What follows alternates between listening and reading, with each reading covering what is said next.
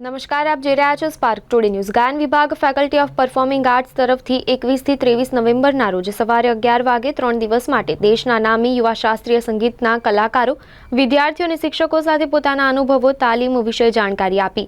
આજે 24 વર્ષના યુવા તબલા અને સિતાર વાદક શ્રી ઈશાન ઘોષ લય અને લયકારી વિશે જાણકારી આપી અને વિદ્યાર્થીઓને એની બારીકાઈઓ વિશે શીખવાડ્યું।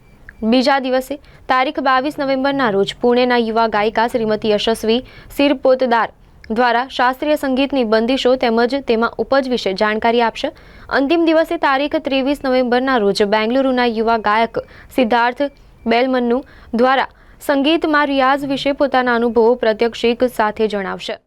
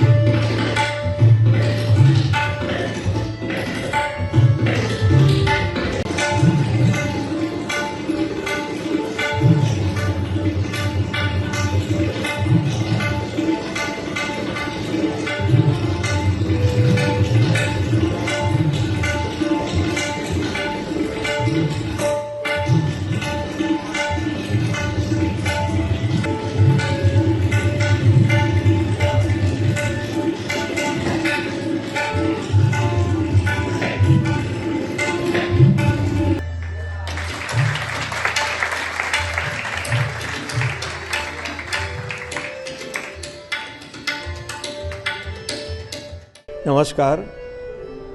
ગાયન વિભાગ faculty of performing arts the Maharaja Sayajirao university of Baroda તરફથી 3 દિવસ માટે એટલે 21, 22 અને 23ના રોજ 10:30 વાગ્યાથી ત્રિદિવસીય લેક્ચર ડેમોન્સ્ટ્રેશન્સની સિરીઝ રાખી છે અને એની વિશેષતા એ છે કે 3 દિવસ ભારતીય શાસ્ત્રીય સંગીતના એવા યુવા કલાકારો કે જેઓ પ્રસિદ્ધિની ટોચમાં પહોંચ્યા છે।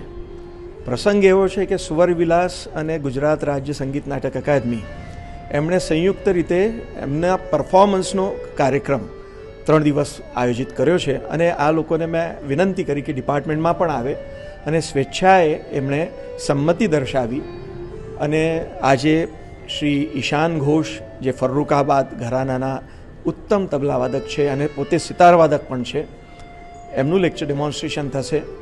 આવતીકાલે શ્રીમતી યશસ્વી સિરપોતદાર જેઓ ગ્વાલિયર, જયપુર અને અત્રૌલી ઘરાનાના સુંદર ગાયિકા છે, એમનું પ્રસ્તુતિકરણ થશે।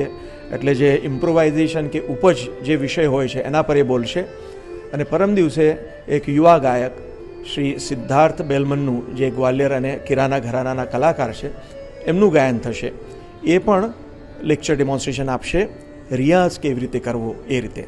અને આ જે કાર્યક્રમ છે, આ જે આયોજન છે, સભા ગાયનની જે પ્રવૃત્તિ છે ડિપાર્ટમેન્ટમાં એના ભાગરૂપે કરવામાં આવેલું છે અને એમાં સંગીત રસિકો, વિદ્યાર્થીઓ, કલાગુરુઓ સાદર આમંત્રિત છે।